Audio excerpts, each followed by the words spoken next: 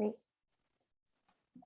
Well, thanks everyone for joining. I just put in the chat a little introduction that we invite folks to provide for yourselves. And while we have a small group here, we can just pipe in with those. But as folks are entering, and if you want to enter this in the chat too, so that everyone can see as others join, we just wanted everyone to kind of get their voice in the mix. This session we want to be, interactive, and we're going to kind of pause for discussion throughout. So, just want to hear from you a little bit about yourself. So name, where you're located, and if you can, going to try to challenge you to sort of sum up a barrier that you're facing in one word. So a barrier that you as a woman in agriculture are facing in one word as part of your introduction. And go around the group, Caitlin. Yeah, let's go. Let's try it out. Let's see. Well, my name is Caitlin. Caitlin Joseph. I'm with American Farmland Trust, located in Northern California on the Womxn ancestral land. And a barrier, it's so hard not to just say sexism. I'm going to say water for now. Should I jump next? Yes, go for it, Gabrielle. So Gabrielle Roesch-McNally, also with American Farmland Trust, and I am here in Corvallis area on Kalapuya land, just south of Portland, Oregon, for those of folks who aren't familiar with the area. And my one word is, I'm going to go with patriarchy. And I'll pass it to Jules. You stole my word. So Jules Salinas with WFAN. I am currently in this moment on Ute, Cheyenne, and Arapaho land in Colorado. And I am also usually found on Pueblo land, particularly the Laguna, Isleta, and Sandia Pueblo in what is now known as Albuquerque, New Mexico. And I was also going to say patriarchy, so I'm still going to say patriarchy because I think that that's the actual perfect word. Yeah. And I will pass it to Cheyenne. Oh, she can't speak. I'll pass it to Denise. Yeah, I went to my phone. It worked last time. I don't see. So you guys can hear me okay then, right? Yes. Yeah. But you can't see me, I don't think. No. Correct. Okay. And so I had to go out when I went, there it goes. Okay. So would you repeat the questions? I'm supposed to do what? Yeah. So your name, location, and one word that summarizes the barrier you're facing. Yeah. Yeah. Let's see. That's interesting. Denise O'Brien. I'm in Southwest Iowa, in the land of the Iowa, the First Peoples, and in the Missouri River watershed. And one word barrier. I don't want to say the one that came up in my mind. I've got to. The other one that came up was. Well, I will say it and be honest about it. Actually, age. So I'm aging, and I don't want to look at it as a barrier. And I'm working hard at adjusting my life to be. Well, this is more than one word. Sorry, Caitlin. It's okay. We have a small group, so plenty of space for it. Well, I'll stop there. Thank you. Let's see, is it Hawa? Would you like to introduce? Hi. I'm in the bush. Yes. My name is Hawa Vani, and I'm from Liberia, West Africa. I work with, I'm from the Women in Agriculture for Sustainable Development. So we work with women farmers. So I'm here to learn, improve women in agriculture for women to benefit more from agriculture and to improve their livelihood. It's a pleasure being here. Thank you. Thank you, Nice. Paula. Do you want to say one word that describes a barrier you're facing as women in agriculture? Well, there are a lot of barriers we're facing as women in agriculture, especially when it comes to access to land. Access to land is a big deal. Um, um, Women do not easily access land, so most of the time they find it difficult gaining from their work. So advocate, and now with we have a land lease where women can have access to land for themselves. And if you can't talk agriculture without land issue, without having access. If you own a land, we invest on it. So this is something that we are working on with the women. And another obstacle is having access to loan and financial capital to invest in a farm, and also technical expertise like extension services. So most of our women farmers, they don't have those kind of services readily at hand, especially now with climate change hitting everywhere. They need those kinds of information to help them thrive, especially to benefit whatsoever they are doing. So there are a lot of other obstacles like here.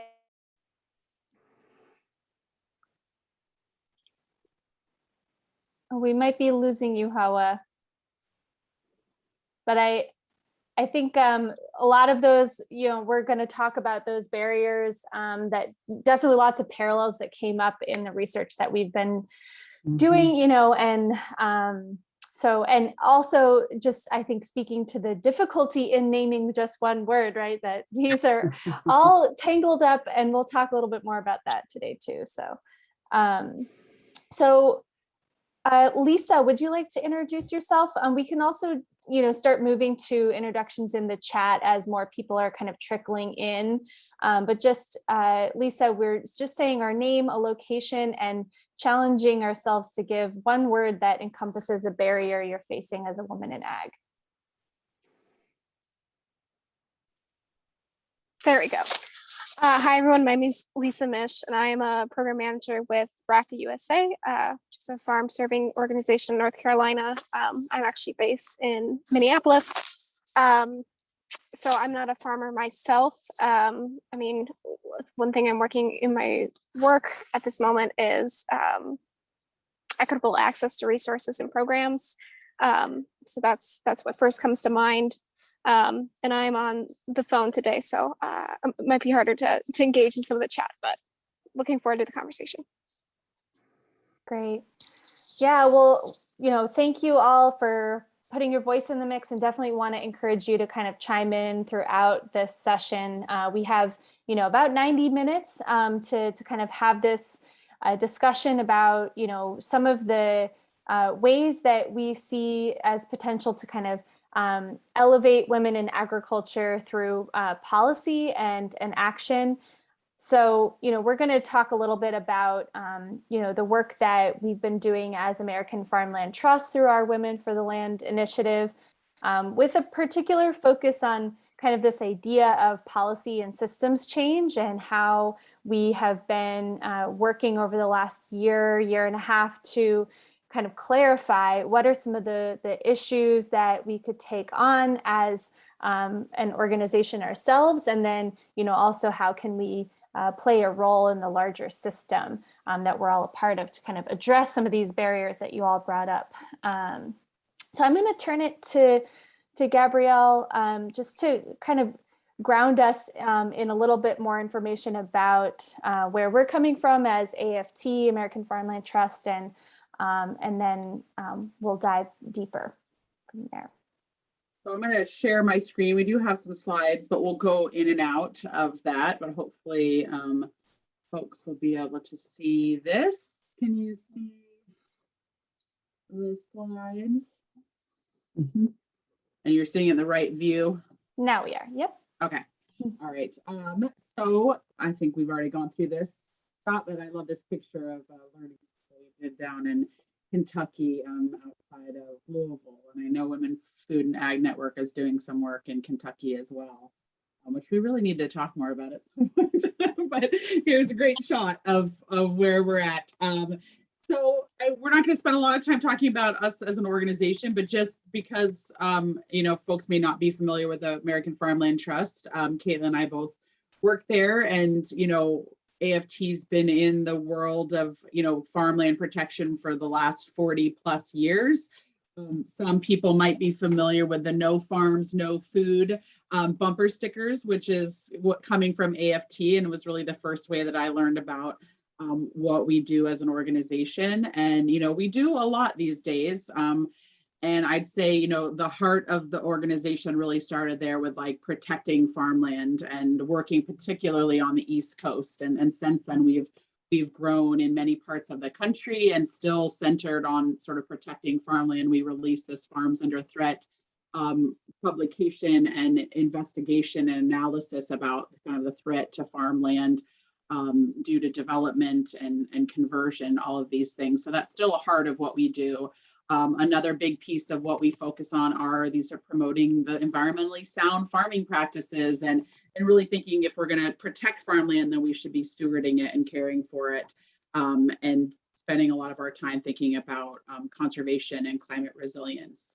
And then finally, I think a space that we've grown more into as an organization in the last decade is really thinking about how do we support farmers on the land and the people who are critical to stewarding and caring for and protecting the land that is growing food and fiber and all of that good stuff. And that's really where our Women for the Land initiative comes in, is really connected to some of the work and the mission of Women, Food and Ag Network, but we are, an initiative of this larger organization that has, various priorities around water and climate and ecosystem services. And our Women for the Land initiative, is really about serving and supporting women who are making decisions in the agricultural landscape.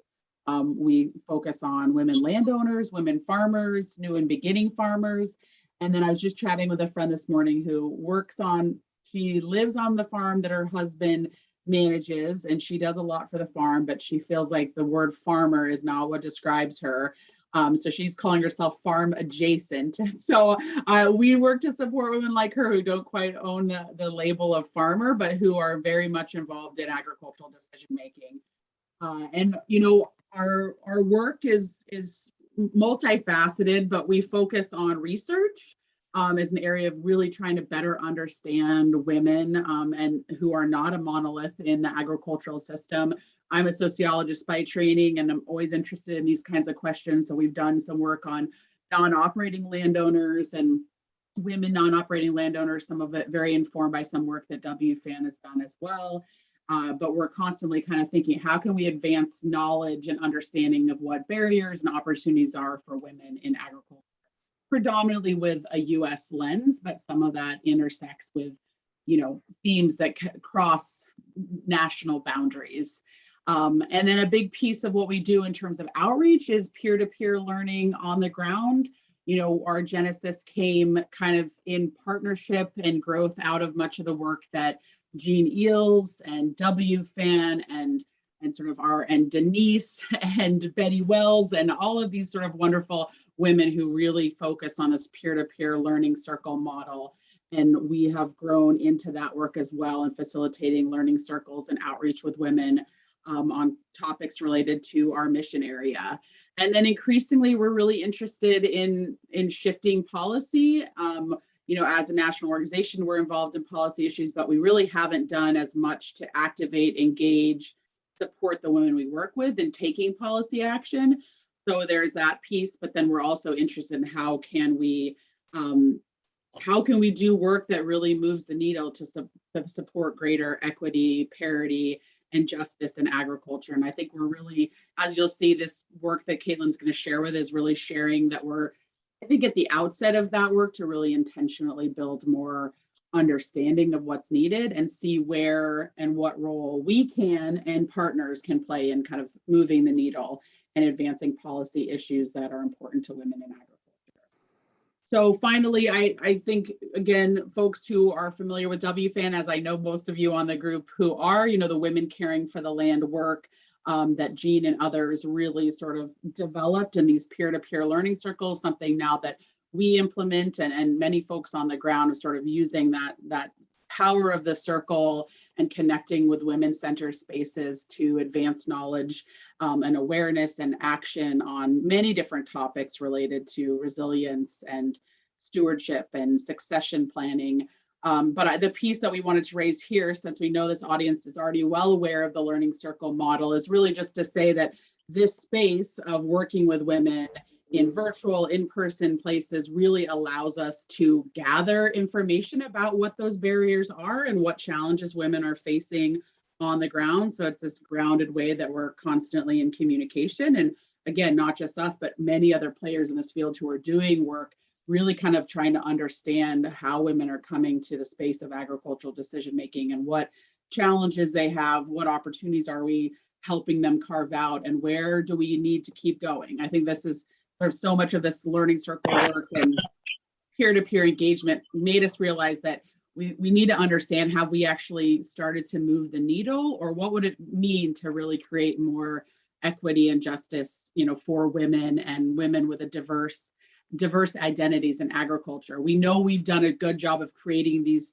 spaces, these women-centered spaces, and then how is that, or can that better create transformational change in agriculture? So these are some of the questions we're asking. And I know this is a great group of folks to kind of be thought partners in this work. So I'll pass it to Caitlin to kind of dive more into the policy piece, but we just wanted to frame a little bit more about what we're up to in the bigger picture sense.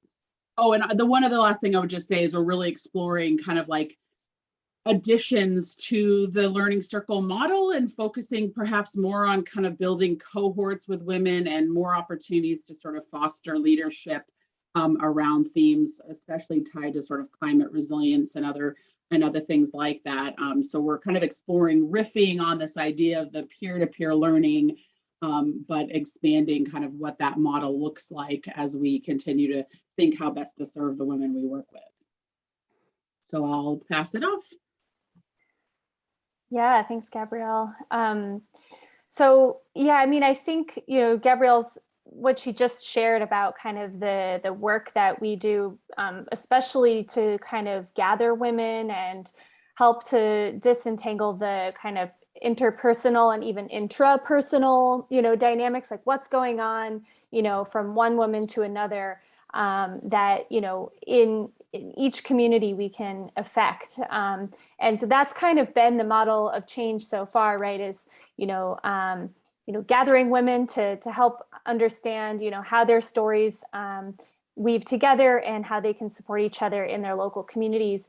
And, what we're thinking about towards this policy piece is just trying to think about, well, what are we learning from those gatherings that we, can fairly say are themes across the country in particular, because, American Farmland Trust is a, US-based national organization. We have particular levers that we see as, what we can pull on for that kind of systems change. And so we're in this active process of grappling with, what might be our role as American Farmland Trust to kind of foster this sort of change. And in one place, starting out is just to kind of dive into the research a little bit more and understand, what is rising to the surface in terms of themes around kind of barriers, disparities, and the actual issues within agricultural agencies that present themselves. So just wanted to pause here. And maybe, Gabrielle, if you can just take their logos off, if it sort of gives away. No, sorry, I added that little piece, but I just wanted to kind of, put it back to the group to start to think about this, because I know, policy work is sort of a nebulous concept when you really get into, thinking about what can this look like. So I just wanted to pose the question back to you all. When you think about kind of systems change and the things that, the problems that you see on the landscape, what do you see as some of the targets for advocacy? Where are those levers for change that you might, see as potential places to kind of tug at? So, you can think about this from the national level, state or local level, or even, we have folks joining from around the globe. And, so thinking about, what are those specific agencies that you might be interested in affecting? And we have a small group, so you guys can just chime in. So I'll step forward and begin just with my experience. I mean, and it's been years and years because we started farming just before the farm crisis erupted. So my first farm bill was 1985. So, and we really worked hard, a number of organizations, Farmers Union, the National Family Farm Coalition, on supply management. And we were nearly able to pass a supply management type of legislation. But the thing that happened during the farm crisis, and I think we are in a crisis, I think we can do this effectively, is bring women to DC for testimony, face-to-face testimony. I'll never forget one of my first ones was about farmers with food stamps because they couldn't afford to feed their families. And so Dick Durbin was the senator that I sat in front of then. And that means it's a long time ago, but and I was just coming from Iowa from the farm. So it wasn't that I was sophisticated. It wasn't that I had the skills. Someone helped me write the testimony and prepare. And this would be like AFT's charge, I think. You work with your members, you find someone, and you prep them, you debrief them and prep them. And so that they can go in that room, as scary as it is, and sit and give their story. And their stories, especially with women in the land, you women know that. And I know that from sitting in all these meetings about things like the vultures at the door when I became a widow.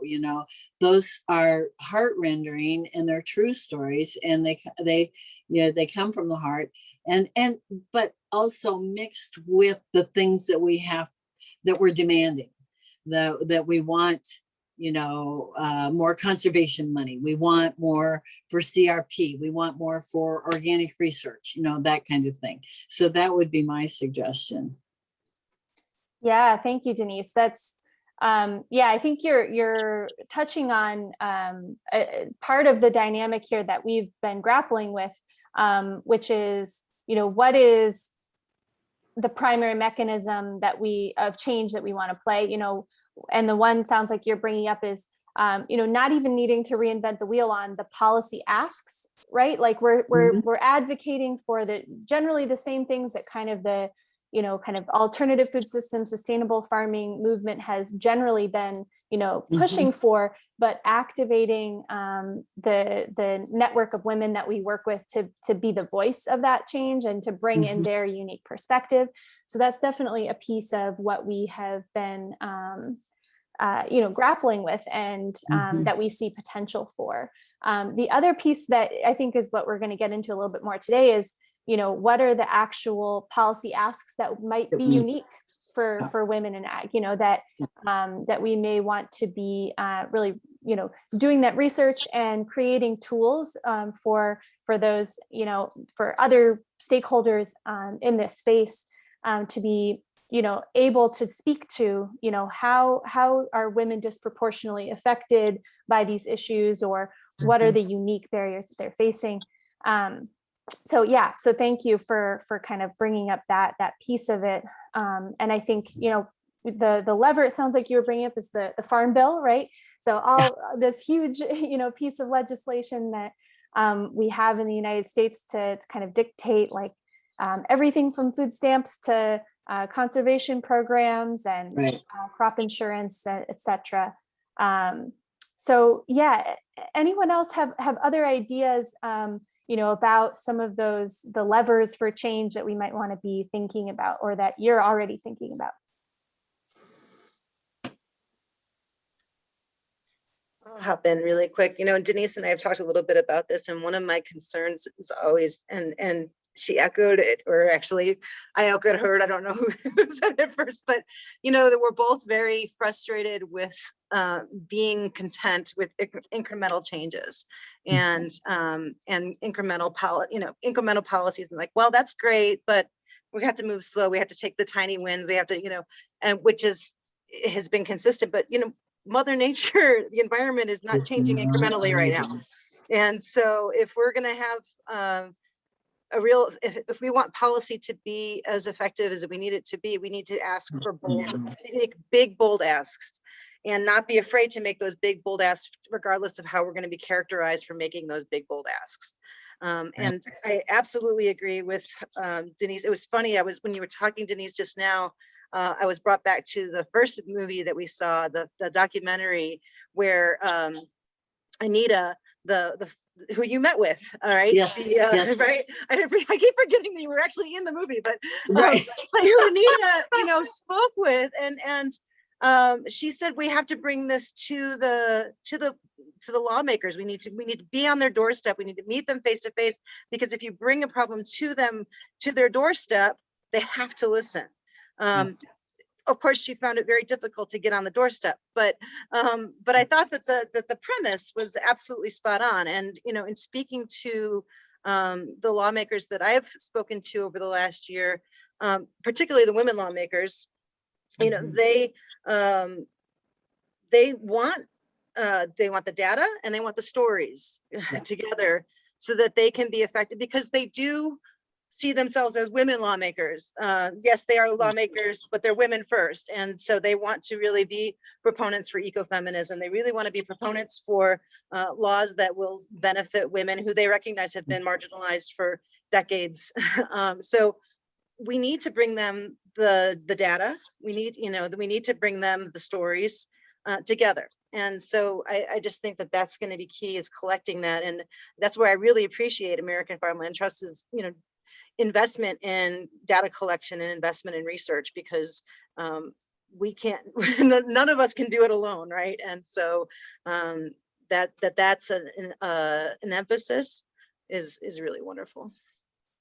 Yeah, I love that. It sounds like part of what you're pointing out, Jules, is the ways that all of us, practitioners that are doing this network building, that is policy work to some degree, right? Like that is, the power building, the story gathering, the data collection, and the next step can, for us to be thinking about is kind of how do we coalesce all of that around, the asks that we're making, and to kind of direct that energy, in a powerful way. So yeah, any other thoughts folks want to chime in with? I think the kind of local level examples too are great opportunities for some of that, also the bold transformational change, right, that you spoke to, Jules. I think there's lots of great examples of ways that municipalities and states are far surpassing what the federal agencies are doing in regards to data collection and concern for equity and et cetera. So anyone thinking on those lines?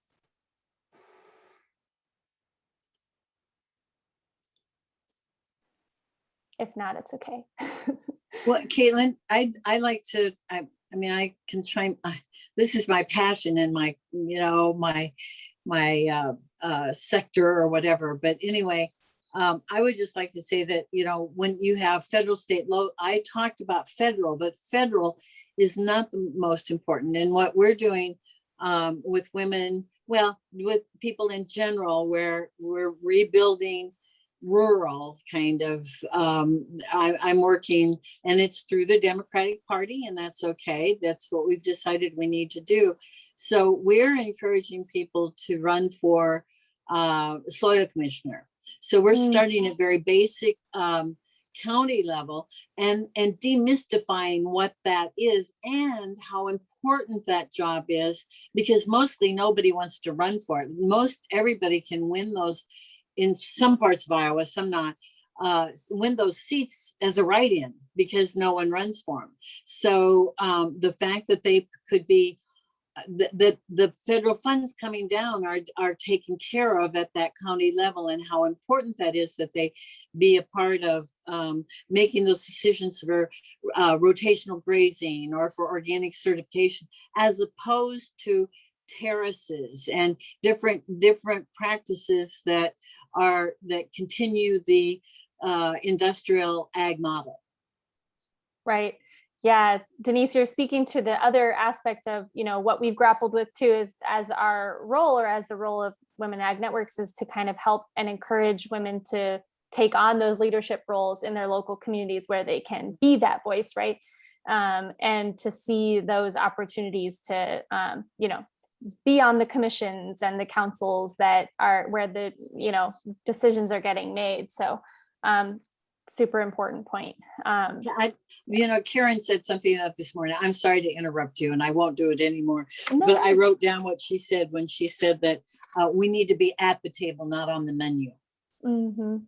Mm-hmm. I think it's good. Yeah, absolutely.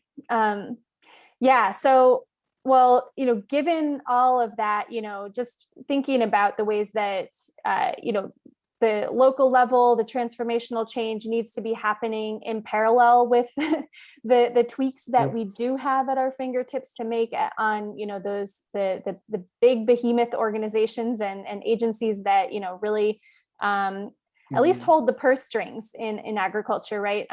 So, I think, Gabrielle, yeah, the logos here are, just kind of a representation of some of the initial targets that we have as AFT for, where this research can coalesce to, and, just the ways that our federal policy team at AFT, to the extent that we already inform these organizations and advocate to these agencies, particularly within USDA, around how our data is collected on farmers, right? That's what NASS handles. And the ways that rural development, can be better integrating the issues that women are facing. FSA and NRCS obviously have, a history of, discrimination and not, disproportionate access for women and farmers of color to the conservation programs and the credit and loan programs that they offer. So, trying to find out, what are the unique dynamics that, women and other marginalized farmers are facing here, and how can we kind of, elevate the gender dynamics that are occurring to try to, impact that change at these agencies. So just, want to keep the discussion going, and we're going to pause a few more times for these deeper dives, but just so that you all can get a little bit of the value add that we're trying to bring, from this research. Just wanted to talk a little bit about how we've been exploring what a policy platform might look for our organization, and the ways that we can be playing a role, potentially as some sort of kind of umbrella group, also to sort of pull in and build coalitions, with other stakeholders. So, this is roughly the process we've been going through so far, to look at, what are some of the key issues that we want to elevate to those target agencies as a start, but also, to inform the broader field, so that you all can take this information and, infuse it into those local networks, and, get women participants at our learning circles, kind of for lack of a better word, armed with this information, right? So the first step, is kind of the literature review, right? So, and, I took a picture of, it's just a screenshot of our filing system of how we, saved these articles. So just so you can get a sense of kind of the themes that exist, probably unsurprising is that, there's really just not enough peer-reviewed research about these issues, right? And, primarily there's been a fair amount of peer-reviewed research that, both WFAN and AFT have been involved in around, understanding non-operating landowners in particular, and their, barriers to adopting conservation practices. And then, a fair amount of, good research about just disparities in general along different demographics groups. And other issues that groups are facing. So, land access and food insecurity and how those, particular outcomes show up. So we reviewed about, 40 or so peer-reviewed and gray literature papers, and, kind of developing, draft sort of fact sheet to sort of bring this information together. Because, one thing we hear is, well, what really are the statistics? How am I supposed to interpret, all of this information? There's a lot of different themes that I hear about, and anecdotally, I think we can speak to X, but what does the research really say? So just kind of going through the process of trying to pull that together. And then to supplement from what we're hearing from the literature review, we conducted interviews with key stakeholders and informants. And so far we've spoken with about 14 people. Definitely want to speak to more people. I know, Jules, you've been on our list, and Denise would love to speak with you more in depth about some of these issues, but, really kind of spoke with a lot of, folks from the agencies themselves that we would be, targeting, and then economists and sociologists who, write the papers that get published about these issues. And then, other women in ag network organizers like ourselves, as well as, folks with like Ebony Alexander from the Black Family Land Trust, and others that are organizing around, kind of different issues that, marginalized farming populations in the US. So that's who we've spoken with so far. And, trying to kind of, what this presentation sort of represents is a synthesis of some of this work so far, but just want to note, this is definitely an ongoing process, and, we want to gather more information. We need to iterate from here. Just on the next slide, kind of gives you a little bit more sense of who we spoke with in particular. So you might recognize some of these names, and some may be newer to you. I had it was one of those things where you pull on the string and it just keeps going, right? And, as we spoke with each of these women and one man, they, also recommended to us, oh, you need to speak with this person, right? So, hopefully this is an iterative process. But yeah, just wanted to, note the variety here too of, we really did get a fair amount of diversity across geographies in particular, as well as kind of perspectives. Definitely, room for more diversity here. And so, that's part of the iteration we want to go through.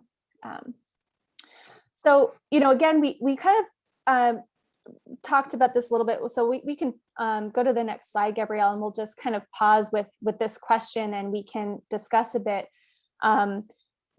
As we're looking at, what could an actual policy platform look like, which by that, I mean kind of, what are the asks we may want to make to the agencies we would target. We want to be able to explain a little bit more clearly, what are the disparities and what are the barriers. So each of you named in your introductions, some of the barriers that you're facing and that you see other women facing in agriculture. So just want to hear from you a little bit about what you see in your own experience, and trying to force you to kind of articulate this a little bit more.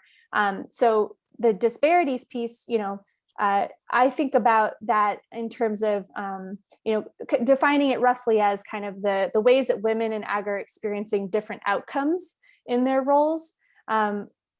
So these are the things that can, be measured to some degree, right? And kind of compared across groups. So you can say, well, X, outcome is different for, this group of women in agriculture versus their male counterpart or something like that. Whereas the barriers can be thought of as, those challenges and blockages that might be contributing to those different outcomes. So, hard to disentangle these things, right? But just want to hear from you all, like, what do you see as some of those? Maybe if everyone can try and chime in here with one disparity, so one different outcome you see, and maybe one barrier. I'd love to hear your thoughts on this before we share what we heard.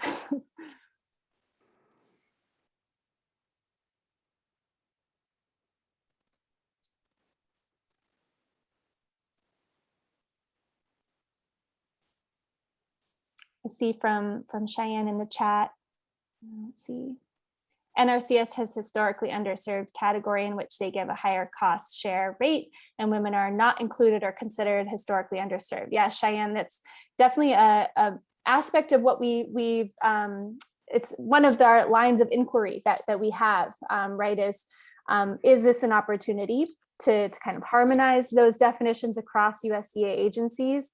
So I actually have kind of a slide that I just put in the back pocket for us. We might not get to it, but if we want to dive deeper into this, happy to talk about kind of what we heard from folks in the interviews on that issue in particular.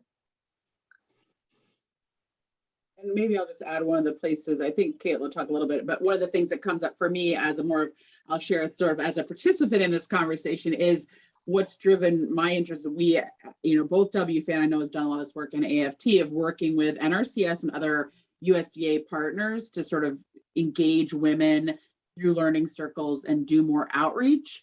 But as a disparity, still asking a lot of questions about how well are resources flowing to women and to women with diverse identities. And we have found it tricky to assess kind of how well are our outreach efforts like really leading to women accessing, let's say, federal loans, resources, joining in on conservation programs.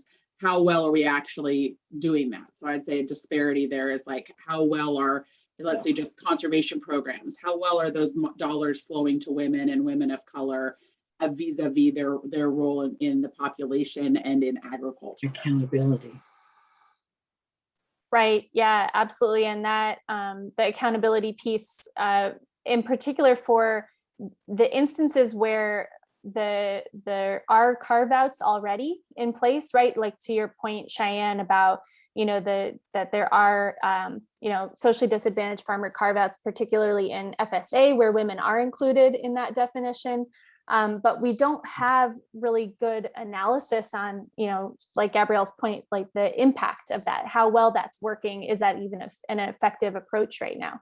And so that definitely came up in our interviews, was just a need for seeing that analysis from USDA about its own approach to addressing those disparities.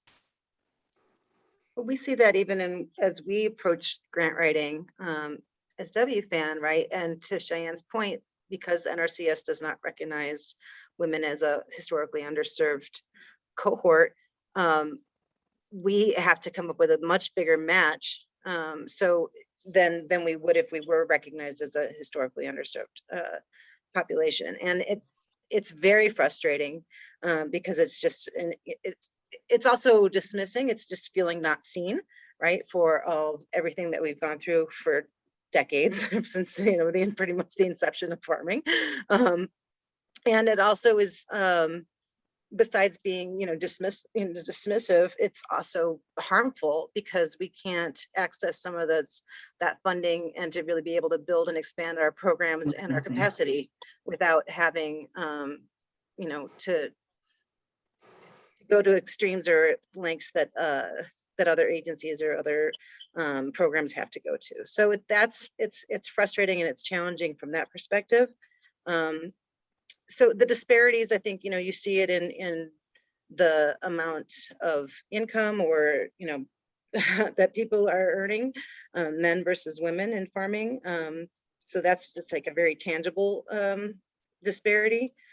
Then that's another thing I was thinking of as I was, pulling together my talk yesterday was, when we talk about equity of outcome, do we want to have the same outcomes that white men have had, or do we want to aim for something bigger, higher, better? Right, And right. what are the resources that we would need to be able to aim for bigger, higher, better, right? Yeah. So because that's, like you said, intricately combined with the barriers to doing that. And one of those big barriers is to say, well, why would you want, to look at those externalities, for example? So Totally. yeah.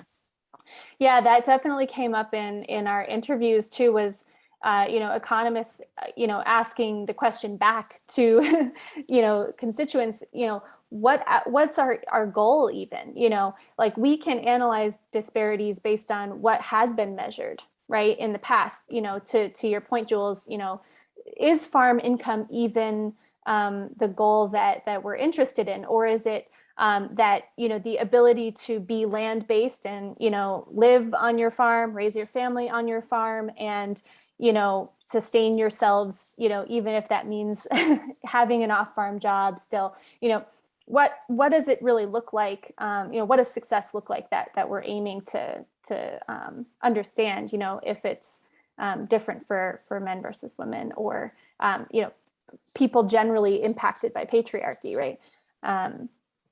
Yeah. Any other thoughts on kind of the barriers piece? I feel like this is often the sticky one too. Mm. We heard patriarchy, we heard land, resource access, right? Those were some of the barriers that people named at the beginning. So yeah, I think, Gabrielle, if you want to switch the slide, we can just show just a couple of the things that really came up during our interviews, right? So resource access as part of the disparities, again, something that can be measured, even if it isn't being measured as well as it could be right now. We at least have some information to speak to, the number of contracts, NRCS contracts that are going to women and women of color, loans that folks are accessing. And then, to your point, Jules, about the outcomes, there are those that we can measure, but we may want to be thinking about, more deeply about what are we really interested in looking at in terms of outcomes. Rate of exit was something that folks that we interviewed brought up that they're curious about, that we don't have a ton of information on yet, is, as new and beginning farmers enter agriculture, is there a disparate rate that women might be coming in and out of agriculture for various reasons, or exiting altogether? And then another piece that we didn't really talk about yet, or folks didn't think of, was just decision making and leadership, like the ways that women play a different role in agriculture, and can we be measuring, tracking somehow, some sort of stepping up, leveling up in that regard. And then in terms of barriers, again, difficult and complex pieces here, but starting off with the internal barriers. Sorry, Gabrielle, there's animations on this one. Internal in terms of within each woman on the landscape, right? The ability to kind of have that sense of self, and the confidence and the practice, the skills, to negotiate and stand up for yourself in instances where that might be difficult. We'll talk a little bit more about this piece of risk aversion and how that seems to be coming up and manifesting as, contributors to those disparities. And then, of course, the ways that patriarchy shows up externally, right? So the bias, the exclusion from certain conversations or networks, or just that the sense of lack of belonging, right? That very interwoven with the internal piece, right? But that maybe there's a way that we can be thinking about tracking some of these barriers or chipping away at them one at a time. So, and then, to Cheyenne's point about in terms of structural barriers, lack of recognition of gender in program prioritization frameworks. So, thinking about like within NRCS, for example, those definitions of socially disadvantaged farmer and whether that's something we want to be thinking about. So Cheyenne also offered here around disparity in land access and how it relates to gender and how land is passed down and the succession conversations in families or beyond families. I think that is a really interesting point as well. Yeah, absolutely. We sort of, when we conducted these interviews, sort of split up some of those specific barrier areas to delve a little bit deeper. So happy to talk more about how the land access piece came up in those if we have time and there's interest. But just for interest of time, just wanted to kind of provide a couple of the big takeaways here. And, so this is like a little bit of a spoiler alert to the rest of the presentation, but we'll get in more deeply. I want to preface all this too by saying that obviously women in ag are not a monolithic group, and, it's somewhat risky to try to generalize, right? But in order to kind of work towards that system change, we wanted to start to tease out, some of these barriers so that we can, recognize the dynamics that exist that we have an opportunity to tug at. So, it is sort of like this, tangled knot, right, image. And I think, it really felt that way when I got into these conversations with folks where, even within themselves, they're like pulling on the string through their research. And then, but that there's a mysterious tangle behind what they've been able to articulate too. So, but, a few kind of big things rose to the surface, I think. One is just idea around kind of richer and more accurate data on, who is on the landscape in agriculture. So, this point was really particular to demographics data. So race, ethnicity, gender, sexual orientation, but also, other aspects of folks' farm operations, and, happy to share more detail about some of the actual, data points that people are really interested in seeing integrated into, the survey tools that exist, or, new tools that we could develop.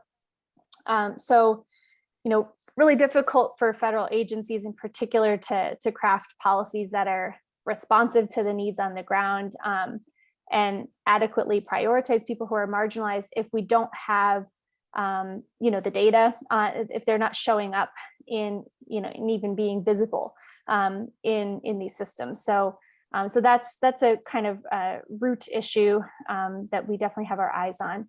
And then, when it comes to accessing resources like land and conservation programs, loans, it's very hard to disentangle the barriers that are contributing the most.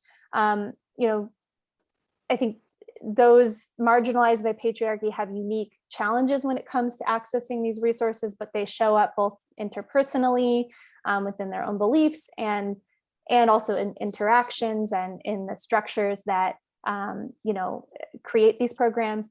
So far it seems that a multifaceted approach continues to be needed. So the peer-to-peer support networks that those of us on the call provide are really remain a key piece of this puzzle. And that definitely came up and was kind of validated, I would say, through these interviews. And then I'd say an increasing, kind of thread of inquiry here is around childcare and healthcare access on farms, and just something that I think more, hopefully we'll see more research and focus on in the coming years. But again, with this kind of not model, right? It's hard to see this as unique to agriculture, right? There are ways that we can, there are unique challenges for women in rural communities and women in agriculture around childcare access, and we'll talk more about that. But definitely something that as a society as a whole we're facing, right? So any thoughts, questions on this before I dive deeper into a couple of these points? I'm interested, Caitlin, in the way you approached. Did you do one-on-one interviews? Did you have focus groups? How did you gather the things that you showed the list, but I'm on my phone, and so I couldn't see what that looked like. Yeah, sorry. Yes, one-on-one interviews mostly. So we do, it's interesting you spoke about the focus groups. I think that's something that comes up through our programming. We conduct a lot of focus groups and listening sessions when we expand our learning circles into a new area. So we ask these type of questions in those gatherings, right? What are the gaps in service that you see in your local community? So we kind of have a lot of that data in some form already, just through the programming that we do, and through speaking with you all. I think all of us doing that work on the ground are gathering that. So yeah, I think more so, we've spoken with the kind of, I would say the conveners and the researchers and the agency staff themselves was kind of the focus of these one-on-one interviews.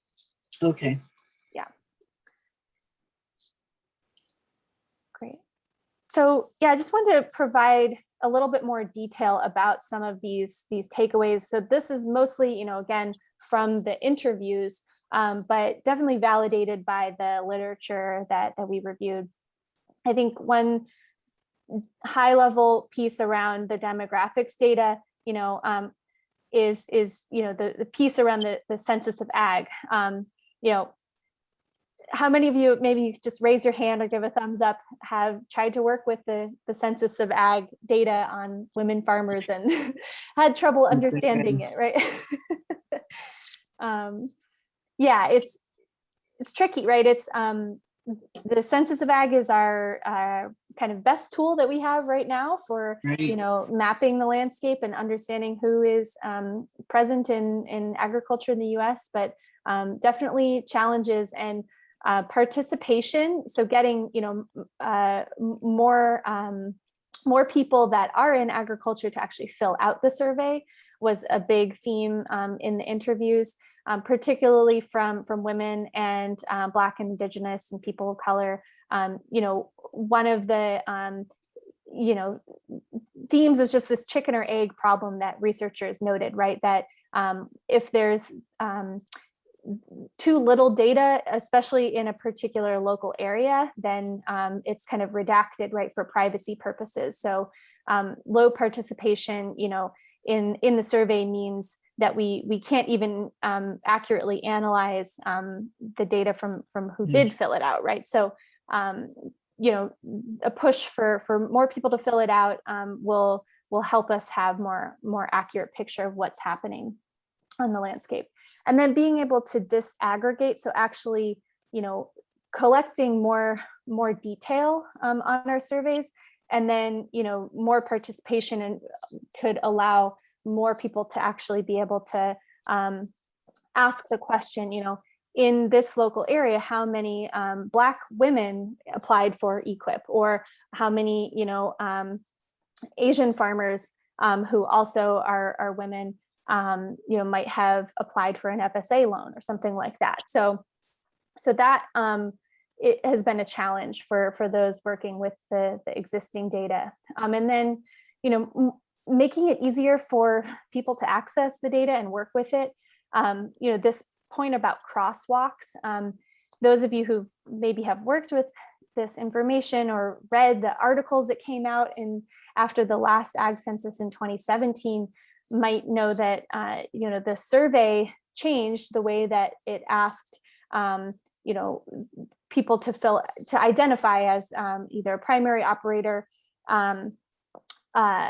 or principal producer. There's different language that they used, and so that makes it really difficult to track over time whether the numbers that we're seeing are different because of a real change on the landscape, a real increase in women, or just kind of the survey tool itself getting a little bit better at counting people, right? So it's kind of this idea that, you know, as we improve the survey, more detail comes into focus, but we need to be able to understand, you know, tease out which aspects is the survey and which aspect is what's really happening. And then, of course, just more nuanced categories for race, ethnicity, gender identity, sexual orientation, you know, can help us better understand, you know, the ways that these kind of systems of oppression are active in agricultural programs and contributing to those disparities. So I think the quotes on this next slide here probably illustrate this better than even what I've said so far. You know, so these are, you know, directly from the interviews. So one was, all I could do was lump together all non-white people because of disclosure issues. Black farmers and Asian farmers are not facing the same issues, not farming in the same places. The networks are so different, right? So just not even useful, right, to be analyzing necessarily along those lines, or at least, you know, there's serious drawbacks to the way that the data allows us to look at the picture right now. And government lags way behind culture in how we talk about gender, race, and ethnicity. It's a very uncomfortable situation.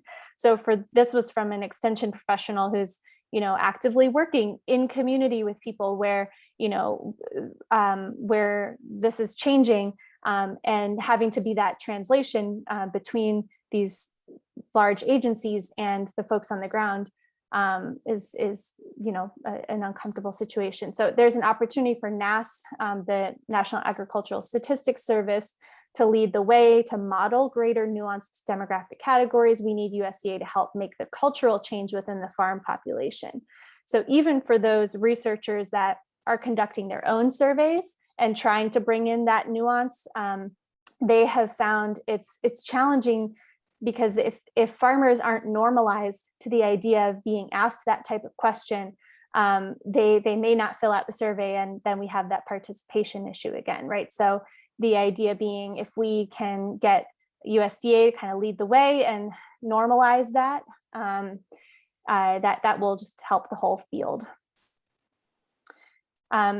So, you know, wanted to kind of get it at least into the next couple slides here, and then we'll pause again for discussion. So, you know, we tried to really force people to this uncomfortable situation of having to prioritize among the barriers that they see on the landscape. And so this was my attempt to really kind of synthesize what came up the most consistently. So I would say, you know, unsurprisingly, the various impacts of our patriarchal system are most commonly named as a top barrier.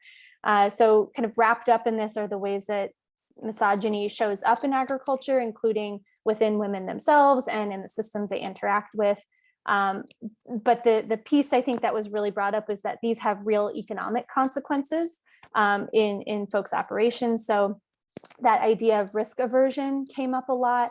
But so did the notion that kind of stereotypes mean that women tend to be taken advantage of in situations where they may be having to negotiate, and then just the ways that, you know, the misogynistic culture kind of creates a backlash and just really creates a kind of impossible bind for women in that situation. So speaking of impossible binds, the second one was really just about, you know, the multi-dimensional, you know, demands on women's time and labor, and the incredible level of multitasking that women in ag are doing, navigating, you know, childcare and other dynamics. So we can talk a little bit more about how that came up, particularly in the childcare piece. But then another one that came up a lot was this issue of economies of scale, and how you know, women-led farms are disproportionately facing challenges in this regard that, you know, mean they tend to be less profitable or just have thinner margins that they're working in. So there's sort of a pile-on effect that people described that women seem to be disproportionately facing. We know that women on average tend to have smaller operations, so like less acreage, and that they tend to be choosing products that are also marginalized themselves in our agricultural systems. And then coupling that with the kind of social and environmental values that women bring to their role and what they want their operations to look like, that all amounts to a situation where you're really going against the grain of what makes a farm profitable in our country. So that kind of all amounts to this economy of scale issue. And so on the next slide, this is a big graphic, but the main thing I want to highlight here is just how the dynamic of kind of what's socially acceptable impacts the economic conditions on women-led farms. So this is a chart from 2019 ARMS data. So a different survey that a lot of people we interviewed said was even better than the census in terms of rich information about what different groups of people in agriculture are facing. It shows which products women operators tend to be present in the most. And you can see that women are leading most in operations that produce poultry, small livestock and horses, which is the other livestock category. And then the high value crops includes the fruits, vegetables, and nursery plants. So, if you think about this in the context of our systems, right, these are all products that tend to receive less structural support in terms of, quote unquote, subsidies from the federal government, and can be more difficult to turn a profit in. So, but it's, also interesting to consider the ways that these tend to be products that are more socially acceptable for women to be leading in, right? Like equines tend to be one of the more profitable, industries that women are leading in. And, I think we all kind of know the gendered socialization that comes up with, kind of horse girls and horse women, right? So it's a very different industry than in row crop industries like corn and soy, and how the kind of gendered socialization that comes up in those spaces. So definitely came up in our interviews. So just a couple of other quotes here around the kind of exclusion and the economy of scale issue. Women over and over again articulate a commitment to natural resources, growing nutritious food for community. That's a strength, but it also translates into smaller business, delaying mechanization and hiring labor because they can't pay a living wage. And in a situation where we are externalizing the environmental and social costs of our food system, these women are internalizing those.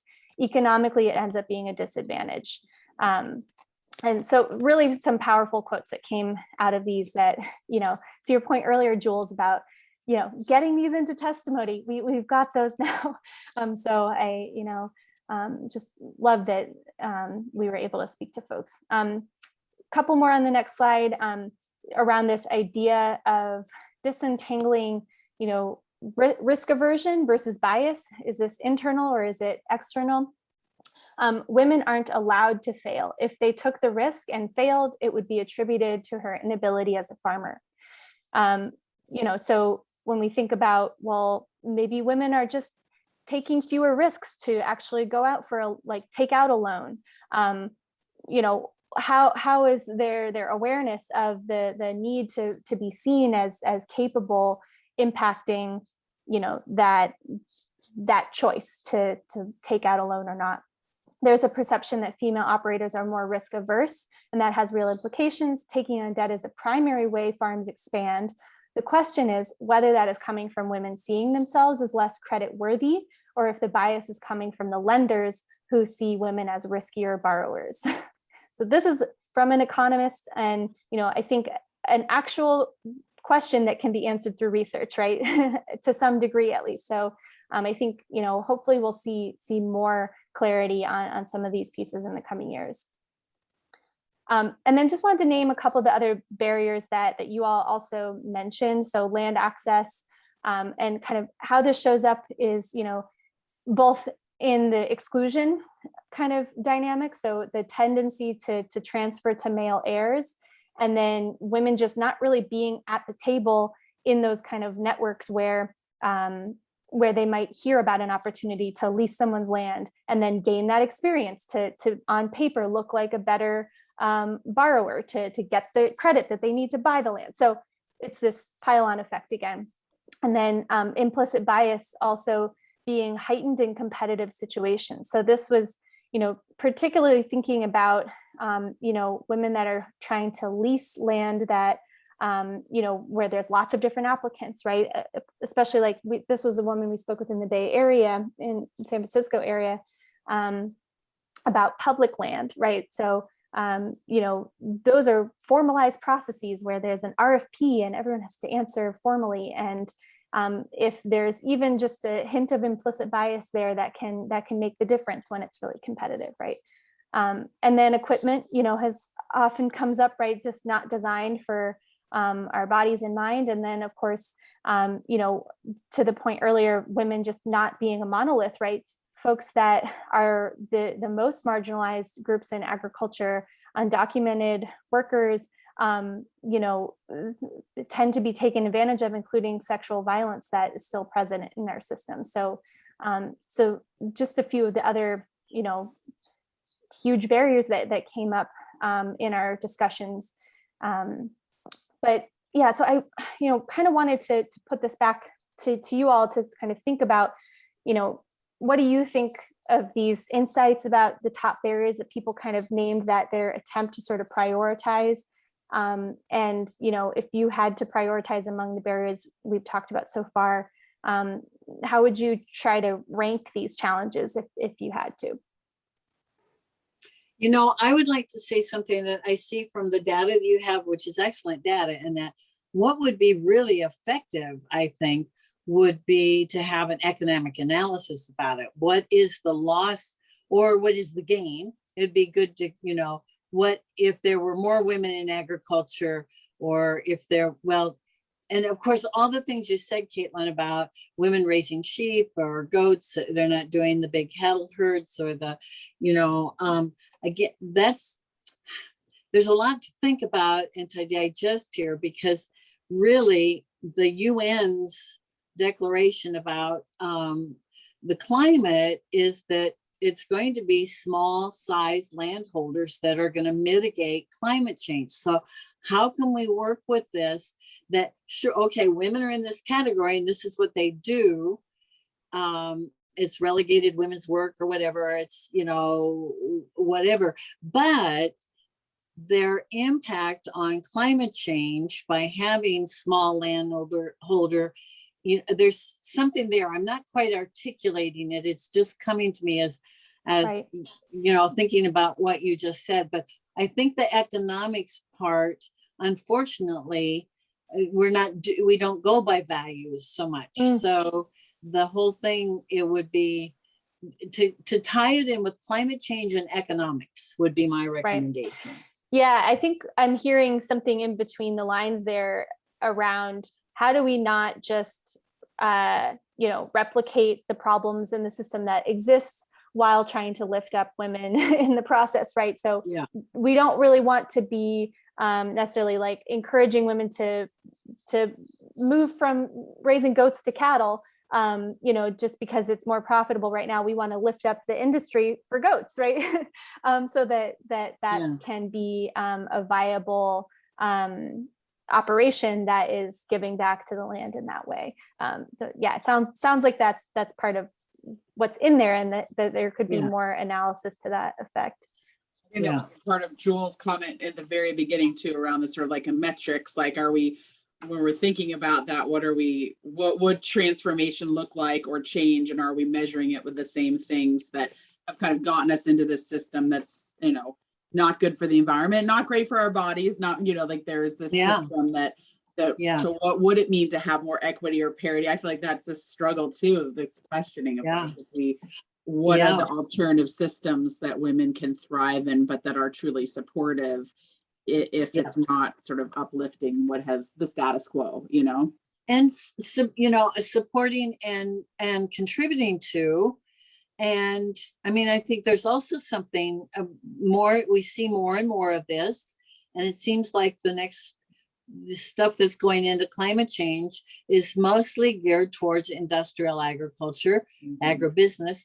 And so how is it the type of agriculture we're talking about is, you know, hardly subsidized at all. So how could we look at that so women could be, you know, this is the thing I go over and over thing, and I think the Young Farmers Coalition does, is that, and I feel that way, being a person who gets a Social Security check every month, I have the ability, and healthcare, those two things contribute to my income and don't drain my income by having Medicare for all. So it's a little bit outside of this, but how, and it wouldn't, I don't know, maybe it would be considered a subsidy, but the type of farming we're talking about is not a subsidized farming at this point in time. And the industrial model is, and it's draining our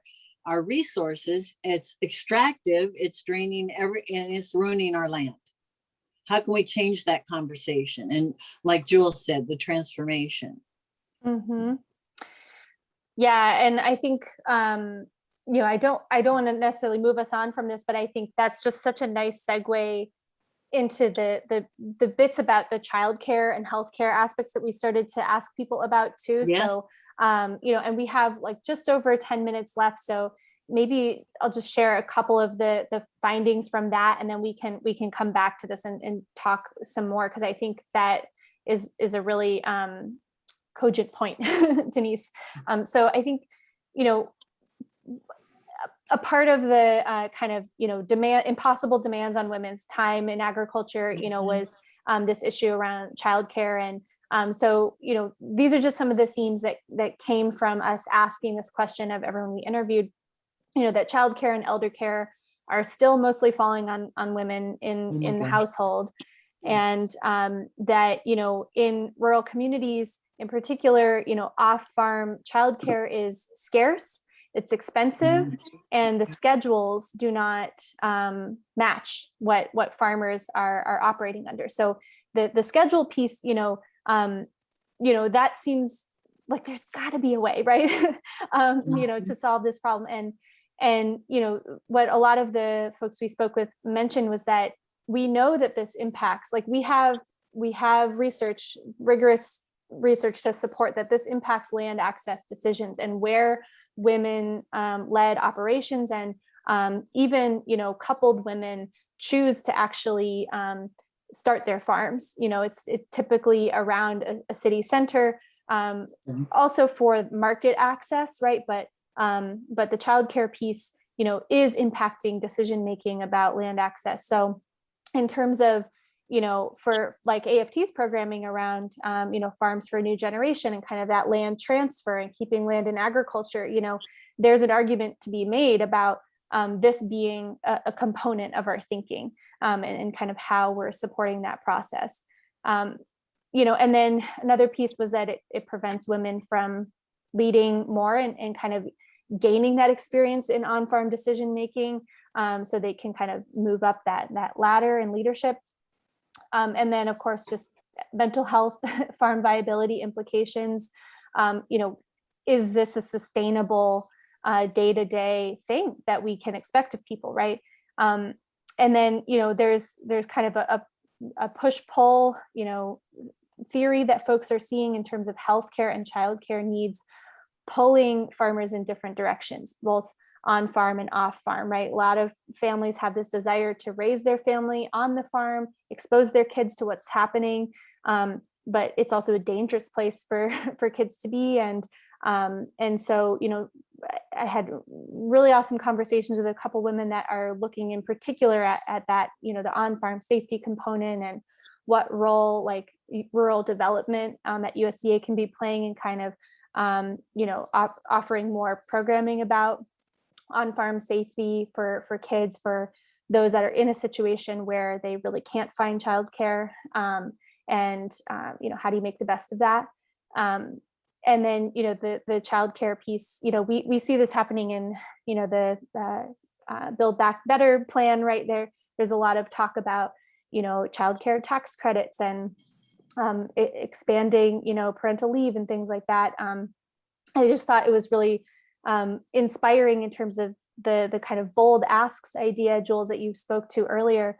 One of the researchers herself is from France, and one of their analysis was about what does maternity leave look like in agriculture in France, and she described a system that they have that's basically like substitute teachers in the US, where the government provides a subsidy of a little more than half of what you would pay someone to come work on your farm for you, but it's basically like a maternity sub for like 4 months or 5 months or maybe 6. I can't remember what she said, but that the government actually has a system of like farm interns and college students that want experience in agriculture that can come and work on your farm when you have a baby. So their point was that they've been hosting these focus groups with women about what are your childcare needs, what would you want to see, and people can't even imagine what to ask for. What I thought that was a really salient point was just that we need to actually be helping people see what does this look like around the world, and to help folks imagine those bold asks. So just to kind of drive this point home, from the woman that I spoke with in particular around the France example, she said, I did a study of farm parents, 70% of whom were women. You could feel the pain in the comments from women. There's a case for us to stop and say, this is hard. We're expecting a lot of people. There's been an increase in farmer suicide and despair. We need to face that and be real about it. And then women share that the minute they become mothers, they lose credibility as the farm decision maker. So there's another kind of element around childcare, that plays into that ability to kind of keep rising on the farm. So want to pause there because that's a lot, and it's I think I feel like a newer area that we haven't spoken about as much as in agricultural spaces. So wonder if that brings up any thoughts for folks in this group.